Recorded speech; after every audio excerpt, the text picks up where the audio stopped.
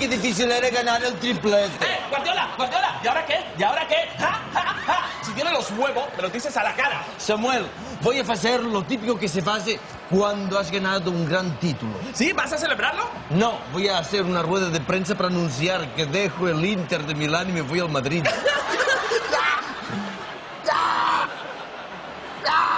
¿Y tú de qué te ríes? Habéis perdido. No es risa. Estoy llorando por derrota de Bayern. ¡Bayern!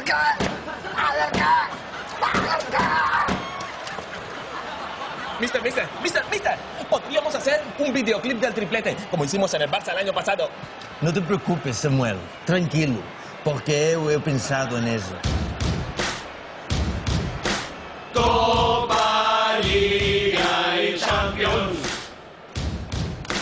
Copa, Liga y Champions.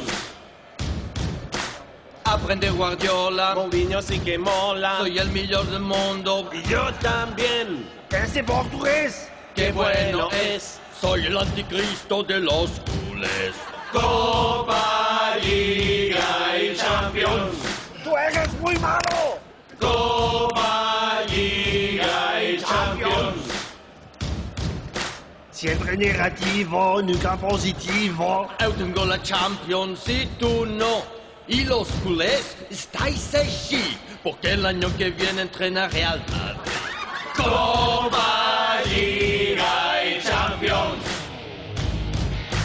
Copa, Liga y Champions. No tenéis ritmo. Copa, Liga y Champions. Copa, Liga y Champions.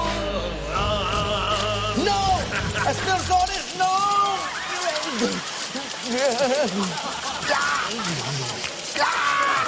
Pues, ¿por qué lloras? ¡No lloro! ¡Es risa!